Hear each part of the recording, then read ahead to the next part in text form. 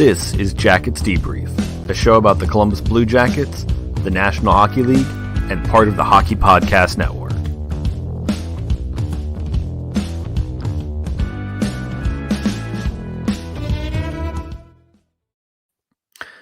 Good evening, folks. Welcome to the show. Do you ever have days that you're just not really excited for, where you're not really feeling happy about what's about to happen, like this cat right here is feeling? Or like I'm feeling about the fact that tonight's soda is buffalo wing soda. If you ever have a sports night you're not excited about, I know how to fix that. Get your team on DraftKings. Go to DraftKings, pick your team, pick your lineup, show your amazing, adept knowledge of sports, win big cash prizes. DraftKings bet out over $7 billion to users across all sports. Making a lineup on DraftKings adds excitement to every night and is simple to do. DraftKings is the leader in daily fantasy sports, so there's no better place to get in on all the action. Now that you know how to play, download the DraftKings app and sign up using code THPN. New users will get a free entry with their first deposit. That's code THPN to get... No,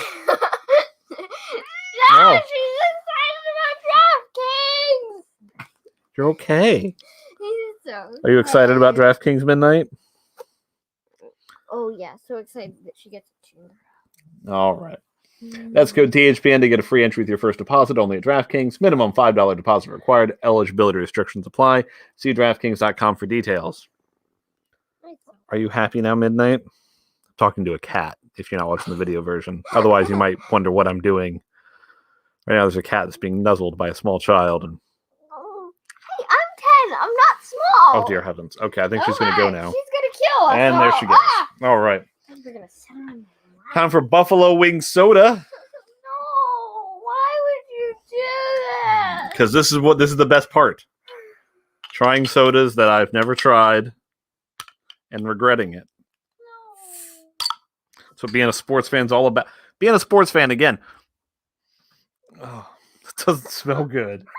Being a sports fan, it's not about when you get to win. It's about being miserable with other people.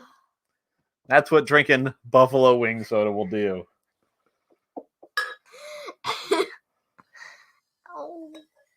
Oh, no. Oh, that does not smell good, folks. I think I can smell it from here. I don't That's know. not great. It's fine. Okay, you ready, kid? I haven't even sipped it yet, but you ever get that, like, smell that you taste? I got that. Oh.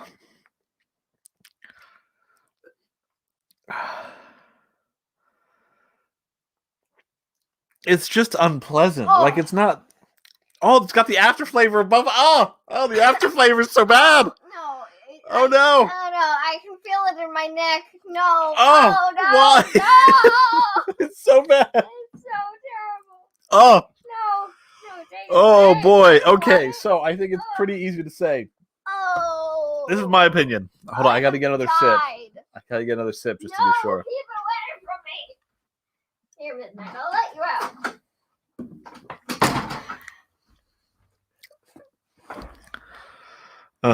All right, so the aftertaste is really what gets you on that. That is, Which do you think's worse, peanut butter and jelly, or whatever that was? So this is what I'll say. If you're just drinking if you're just going by the flavor, the peanut butter and jelly flavor was worse. Definitely. But this aftertaste, like I still have it there. That's horrible. Oh, that's such a bad experience. Oh my. Blech. Not good. Nobody wants that in their lives. All right, kid, what are the trivia questions for tonight? Oh, questions about hockey stuff and more stuff. Questions about hockey stuff. Perfect. Which expansion team of the six added in the 1967-68 season took the fewest number of years to win the Stanley Cup? All right, let me think about this because of the big expansion teams. Obviously, it's not the Blues because the Blues took a while. The Penguins are the Flyers. It's the Flyers. I know the Blues. There's the music notes. The Blues are the music notes. Flyers. The answer is the Flyers. Penguins. Look, give me the answer. Oh yeah, I forgot about that. Philadelphia Flyers. Yeah, I'm right on that. All right, what's the next question? Excluding black and white, what is the most popular major color used for NHL uniform? Blue. That's probably right. Yes. Yeah. Blue is most popular and featured by 11 teams. Red is second and featured by 10 teams. Which double numbers 11, 22, 33, 44, 55, 66, 77, 88, 99 have been retired by at least one team? Well, everybody's retired 99. Honestly, after that, I'm not sure. The numbers 11, 22, 33, 66, 77, and 99 have been retired. 66 would have been Lemieux. Leastest one team. By at least one team? No, leastest. By at least one team. That's leastest. Yeah, that is a typo, isn't it? L-E-S-A-S-T. Leasast. No, they mistyped. That's a typo. That should be least. All right, thanks for coming on the show, kid. Oh, dear heavens, that was the worst. No, I don't want to bring it with me. Take it and drink it all. Here. Take it. Take the soda. I'm running away if you're not watching the video version. Get out. All right, folks. So, Blue Jackets. We beat the Red Wings. Yay! I guess that was. I mean, it's good. The thing I said after that game was, I mean, the Blue Jackets that was a game they just dominated from beginning to end. They had higher shot share. They had higher expected goals for percentage. They just ran roughshod over the Red Wings, which I know as I say that, some people will be like, oh, the Red Wings are bad. I mean, obviously you want to win more than it's better than if they lost it. And the other side of that being, you want to look good against bad teams. You got to beat bad teams before you can beat good teams, really. So I'm not too worried about the fact that they, that they had that. I mean, you won. A 4-1 win where you just, run roughshod over the other team. Who's going to complain about that? I'm not. I mean, expected goals for into the 80s. That's ridiculous. That's quite incredible. So now, does it mean anything? I don't know. I mean, there's in their last 4 games, which against, again, Blackhawks, Predators, Red Wings, it's kind of the bottom of the division. 3 of their last 4 games, they've had the higher expected goals for than their opponent. Does that mean anything? I don't know. Probably not. I'm not too. It's tough to know with this team at this point what's going to happen. It's really tough to know. So I'm not going to sit here and worry about it too much on some of those things. Playoff odds. The Blue Jackets are down to a 9% chance at the playoffs. Not a lot of teams worse than them at this point. Ottawa's at a 5.6. Buffalo's a 5.4. Detroit's a 1.1. Vancouver's right there with Columbus at a 9. Anaheim's at a 9.2.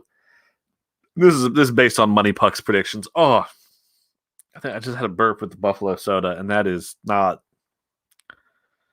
It's not something you ever want to experience. For those of you who are curious as to what's going on, there's a little cool candy shop in town here, and they have these sodas. And the particular line of Lester's Fixins are the ones where they're just horrible flavors. So, yikes.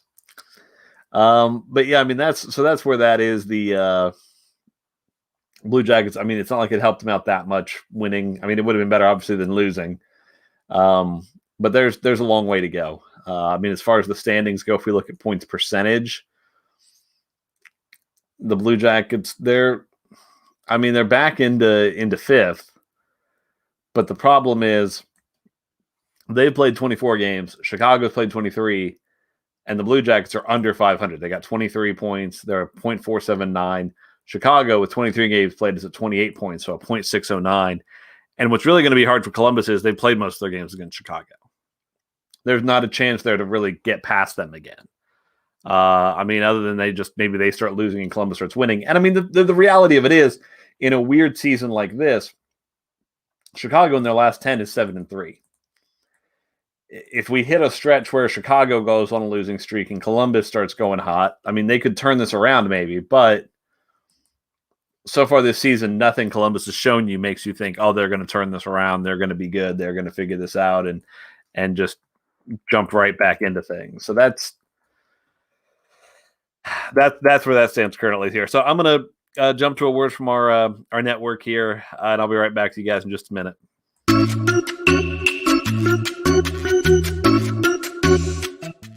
He's my brother Mike. He's my brother Matt.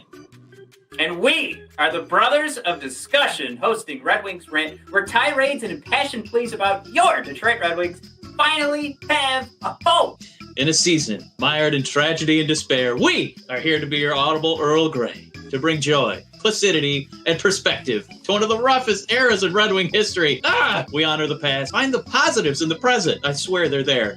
And paint the picture of what's to come in the Winged Wheels future. Paul Woods here on the radio broadcast your Detroit Red Wings, and I'm going to play games like Who's That? Come on. Pokemon? Where Matt has to try and guess quotes pulled right out of context for Jeff Blashill, and we got to figure out who that Red Wing is. Every episode, we put ourselves in the legendary shoes of Steve Yzerman and play Be the GM, finding ways to ice a competitive team while accumulating assets for the franchise's future. We also shoot the breeze. Some of the great local and national voices in Red Wings hockey, including Ken Kell and Keith Gave, and Greg Wyshynski and Ryan Lambert. Check us out every Monday and Thursday on Apple Podcasts, Spotify, and everywhere else you listen to podcasts. And check us out live every Wednesday and Sunday for Red Wings reactions and live conversations with you on our YouTube channel, The Brothers of Discussion. Hey guys, welcome back. So I just saw something that I thought was really funny. Just scrolling through things, making sure I don't miss any real headlines while the show's going on here. And it was funny. Oh no, I just refreshed. Here it is. Okay, so the Penguins apparently, this is apparently first reported by Taylor Haas. She's a reporter for DK Sports in Pittsburgh there, that the Penguins did a tweet at 7:44 p.m. And it's this thing that says, "We had to say this again. Thanks for the continued support, Penguins fans. We can't wait to see you tomorrow night." And it's got a picture of some fans up in the stands wearing masks, the limited amounts that are allowed back in, wearing, it's got a quote from their coach. But what's funny is somebody recognized that it was a Getty photo. And the original version of the Getty photo, most of the people are wearing the masks just fine. But you got one person, they're wearing the chin guard, and you got another person where it's kind of down and their nose is out. And then from the original photo, there's a woman who just doesn't have one on at all, and she's kind of been cut out of the photo by the way they cropped it. But on the version they tweeted, everybody's wearing masks the right way. So it's just this weird moment that they hit this weird moment of the term I enjoyed hearing about it was pandemic theater. This whole we got to make sure everybody's doing this thing. And I mean, you're already going to a hockey game and drinking beers and eating hot dogs around people. I mean, the idea that they're like, oh no, we got to make sure everybody looks like they're wearing their masks just fine. I don't. That's so strange to me. But I weird. Anyway. Big story of the week was the vote of confidence. Other than obviously getting a 4-1 win, which was huge. Actually, let's go into the win a little bit here. It was nice to see a night where everybody just looked on.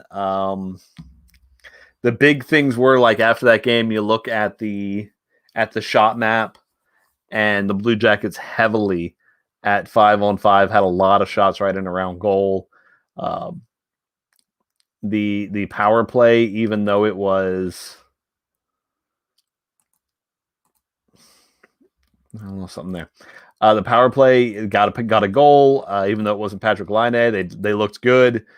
They looked like they were getting. I mean, it was just a game where they looked like they were better than the other team, which is not something we've had a whole lot of. I mean, it was a night where, I mean, Zach Werenski was dominant. He was at 80%. Our worst players as far as Corsi for percentage was Nick Foligno at a 46.15 and Bjorkstrand, surprisingly, at a 45.83. Everybody else was at 50 or higher. The big one is that expected goals 4%. Everyone was over 50. And I mean, and that happens. The lowest one was Bjorkstrand at 55.32. That's what happens on a night when the team's at 80%. I mean, Texier was at a 92.1%, which kind of, I heard them talk about this on the broadcast, talking about how all Texier needs to get going again.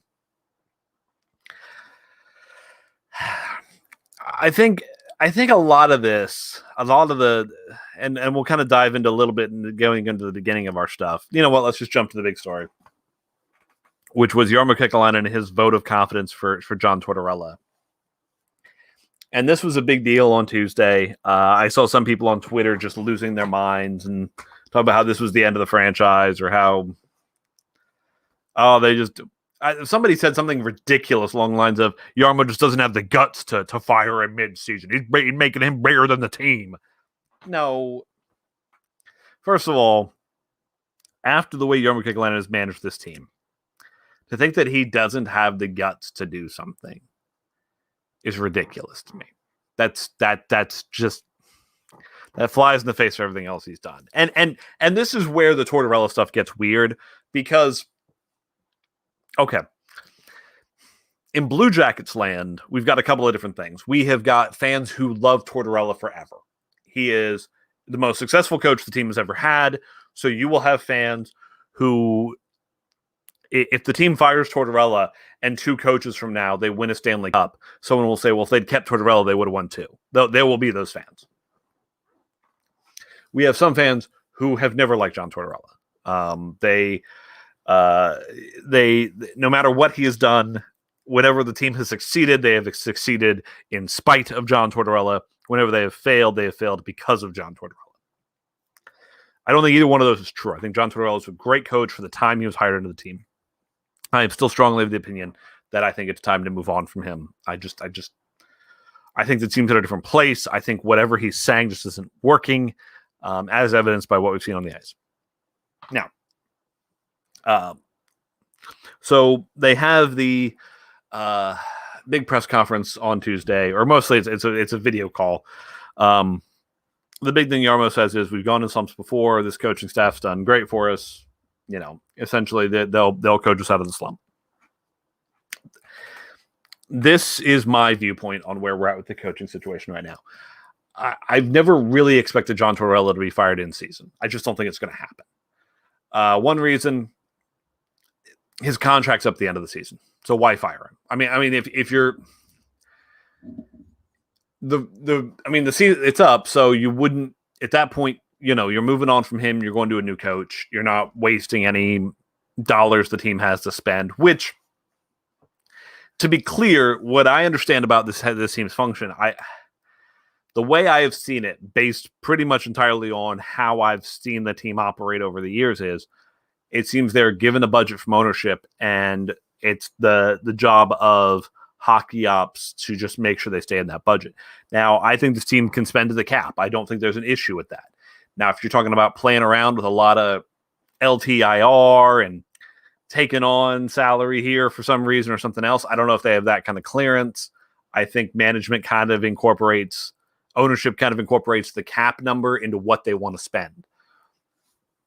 So my guess is that firing a coach just to hire another coach mid-season when you're paying 2 coaches comes out of that, you know, kind of the budget they have to run the hockey team. Now, I'm not saying that would mean they'd have less money to pay players. I'm just saying, you know, maybe it's that decision. You know, Jarmo's looking at that on his not marketing budget, like his scouting budget. I don't know. These are just ideas I have. Now, here's the other reason why firing John Tortorella right now just doesn't. I get why you wouldn't do it. This is going to sound weird and hollow because it's the number one thing you see on Facebook whenever somebody mentions in the Facebook Blue Jackets group, fire John Tortorella. It's like, well, who are you going to replace him with? Well, there's many coaches around hockey that I don't know well. I don't watch all the OHL games or all the, you know, Liga games, or the game, Swiss Elite League. I don't watch all the AHL games. I'm not sure which one of those coaches is ready to move up, but I would think it's normal that every NHL team, even NHL teams that are totally happy with their coaches, probably at any given time, every GM in the league has a short list of five to 10 people who they think, if I needed to hire someone tomorrow, these are the kind of people I'd look at. Here's the thing. When you're in the middle of a season, it's entirely possible you look at that list and all those guys currently have jobs somewhere else. And I think I mentioned this. I think I mentioned it maybe on a little Instagram video I did or something, but let's throw a situation out there. Jarmo Kekalainen fires John Tortorella. Let's say Brad Larson, just to throw a name. I mean, Shaw could do it too, but let's just say it's Brad Larson gets the head coaching gig. Let's say the team goes on a tear and Chicago falls apart. And Columbus gets into the playoffs. They sneak in and they have a rousing 6-game series against the Lightning and lose. There's going to be a lot of pressure for Brad Larson to be the head coach. And maybe Jarmo's looking at this and going, I've got 2 or 3 guys that I really want to talk to about being my head coach, and Brad Larson's not one of them. That's entirely possible. So, but they, I couldn't hire them at the time because they were coaching other places. I can't go talk to them during their season. So if you're, and even if you're Jarmo, you look at the situation and go, you know what, we've had losing streaks before and Torts taking us out of it. If we're going to win this season, we're going to win with Torts. If we're going to lose with Torts. And then if I decide to make a change, I'll do it in the off season when I have time to go talk to all the people I want to talk to. Now, the one thing that would shoot this theory all to crap is if the season ends, they fire Tortorella and they promote Brad Larson the head coach without having a bunch of other interviews. Which I've gone on said before. My opinion is I would not be shocked. I would at this point I'd almost be kind of surprised if the next head coach of the Blue Jackets, if they move on from Torts in the offseason, isn't a European-based coach or a coach who has built most of their reputation in Europe. Just because that seems to be what Jarmo's done. He knows those people. He he sees a lot of value in what European leagues and players are doing in the game. So that would be my guess.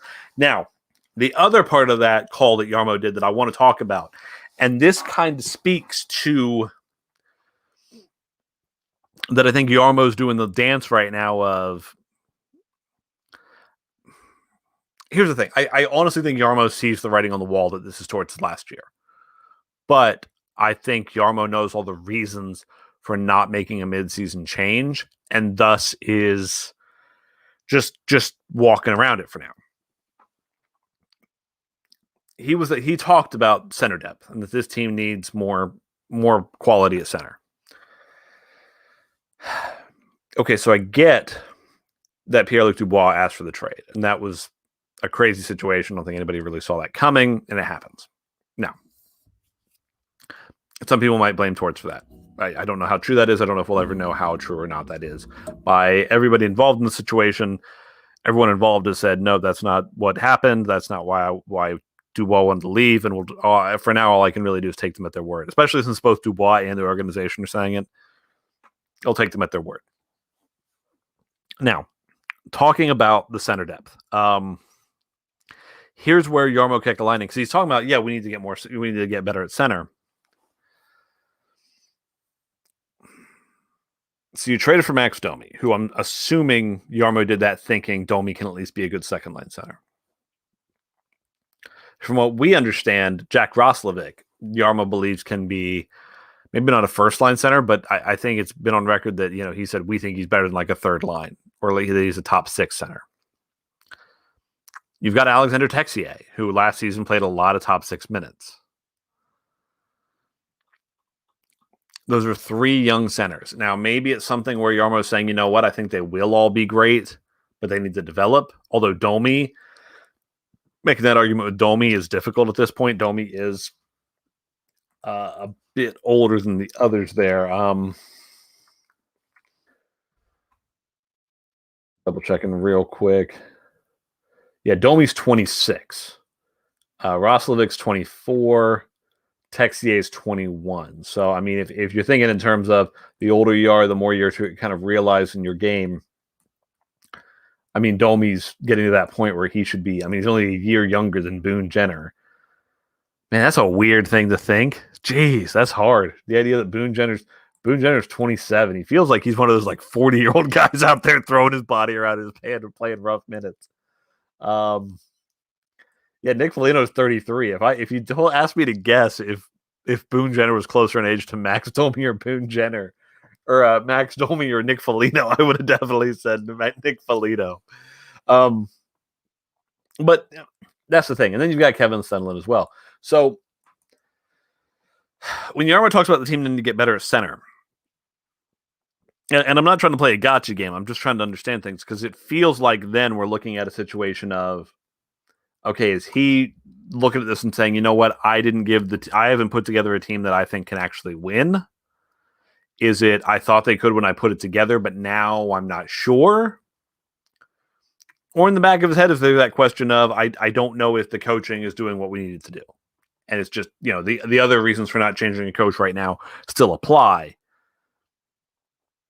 But that's what it feels like there. That's a big part in my mind of what he should be looking at. So I'm just curious. In my mind, what the Blue Jackets have right now, I think they have, between either Roslovic or Texier, I think they have a center on the roster who can work as your number one center. Now, this isn't me saying anything ridiculous like, oh, these guys are, this is your number one franchise guy. This is your Austin Matthews. No, none of these guys are that good. They're just not. None of them are that good. Not close. But you don't necessarily need that dynamite, incredible guy who's going to pot you 40 as a first line center to be the number one guy and still win this league. So now there's been talk about, what was it? I think 31 Thoughts, Elliot Friedman mentioned that he thinks the Blue Jackets are going to make a move for a center. I don't know who you got and get. I mean, unless you're going to do something ridiculous and go get Jack Eichel somehow. I don't know what you do. And I mean, if the Blue Jackets could pull it off, I would be more than happy. I would be ecstatic. I mean, to get, 5 years of Jack Eichel in his prime, that'd be amazing. Now, can you keep enough of the rest of the team together to make it worth it? I hope so. I mean, he's got a $10 million cap hit. You don't have that space. So you'd have to move people. But there's not untouchables for me when it comes to Jack Eichel. You see people doing this on Twitter all the time. Oh, well, if the Sens traded for Jack Eichel, that'd be fine. But no Tim Stutzla and no Brady, no Chuck, and none of these players. So they can have, the 11th and 10th best prospects the Ottawa Senators have in a third round pick or something. I don't know what these people are talking about. If I'm the Blue Jackets, I'm going to, if I'm going to trade for Jack Eichel. Now, first of all, you have that conversation with the Sabres about what is it you want out of this. Are you saying, hey, we're hitting a reset button, we're going to get significantly younger and be building towards the future? Because honestly, that's what you're doing if you're trading Jack Eichel. Because that Sabres team, there's no player you're going to get back that's going to give you more value than Jack Eichel.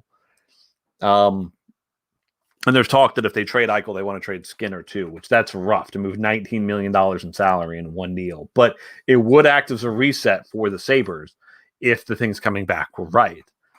And I was going through it in my head, and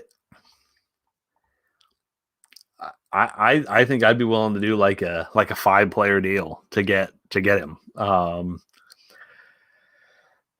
think it'd move. I would start with Werenski. And then if you're looking at some of your, Werenski, maybe Foodie. And I know some people are hearing this and like, oh, those are some of our best guys. Yeah, that's what it's going to take. Werenski, Foodie, maybe Danil Tarasov to give them a goalie. And we're going younger, too. That's the thing. You're going younger because if that team's thinking of a reset, you're giving them all players that are going to be good here in the next couple of years. And they still have a long-term deal they signed. They can sign with Werenski. So they're still got him under team control. So it'd be Werenski, Foudy, who did I say in goal there? Daniil Tarasov. So I'd give each a 3. And then I'd probably give them a first, maybe 2 firsts. I mean, if that gets the deal done, if that gets you Jack Eichel to throw on this team, and Zach Werenski would hurt. Losing Zach Werenski would hurt. I'm not going to sit here and lie and be like, oh, no, we can be fine without Zach Werenski. That would suck. But if you're getting a bona fide superstar center, I mean, you do it. Now, I mean, is it going to be more than those 5 pieces? I don't know, maybe. Or the Sabres going to ask you to take back more? Maybe. Now, the advantage if the Sabres ask you to take back more is that because that's a $9 million deal over seasons. First of all, if you bring in Jeff Skinner and line him up on Eichel's wing, he's gonna probably hit 30 goals again. So maybe you just do that. You just make that the plan and then have the rest of your team go from there. But at least then you would have a chance. I mean, there's the only 2 things I probably tell the Sabres if I'm making the trade is, and even then, these are negotiable depending on what they're going to give me, is I can't give you both Jones and Werenski. Jones, by the way, my goodness, the last few games, anyone else notice, especially last night? And again, maybe it's the fact that you were just beating up on the Red Wings, but he was activating all over the place. Seeing Jones going behind the goal, that was awesome. And that's the kind of thing that I feel like maybe they've been missing. As far as trying to drive play, is those defensemen really going after it. So maybe that'll help. But the 2 conditions I'd put on it is I really wouldn't want to give you both Jones and Werenski. And I'd be real on giving you Bjorkstrand, which I don't think would be a big problem because if you're trading away 24-year-old Jack Eichel, it's not like you're doing it to trade for 25-year-old Oliver Bjorkstrand and now you're going to build around him. That wouldn't be what they were doing. They would be doing it to get a substantial amount of prospects and pieces. Because honestly, if you traded them Zach Werenski, a 23,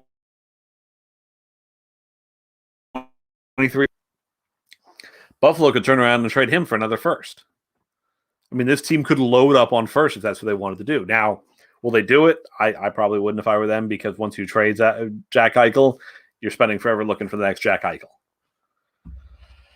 So that'd be my viewpoint on it. It wouldn't be a move that I would be quick to want to do. So where we're at this point, Blue Jackets schedule coming down. Tomorrow we got Dallas. Saturday we got Dallas. Tomorrow being Thursday, folks. So today, when you're listening to the show, Saturday we got Dallas. The next Tuesday the Panthers. The day after that, the next Thursday the Panthers, and then another couple against Dallas. I mean, we're hitting the part of the schedule where things are going to start getting hard. A lot of Panthers, a lot of Lightning. Now, we've got, I was talking about before, and I said by the Ides of March, we'd have a good idea where this team is. That's 6 more games. We'll see. I don't know if this team's making the playoffs this year, and that's part of the reason also trading for a player like Jack Eichel doesn't make a lot of sense right now. Well, I mean, you'd have him for 5 more years. So if you think you can turn this around quick, maybe not. But that's my view on it this way. So we'll talk to you again soon here, folks, after a couple of bouts with the Stars. See where the team stands after that. So thank you very much for watching, listening, all that. Please like, subscribe, do whatever, rate us, all that stuff. Tell folks. Thank you very much, and go Jackets. Please subscribe to the show. Follow us on Twitter @JacketsDebrief, and thank you for listening.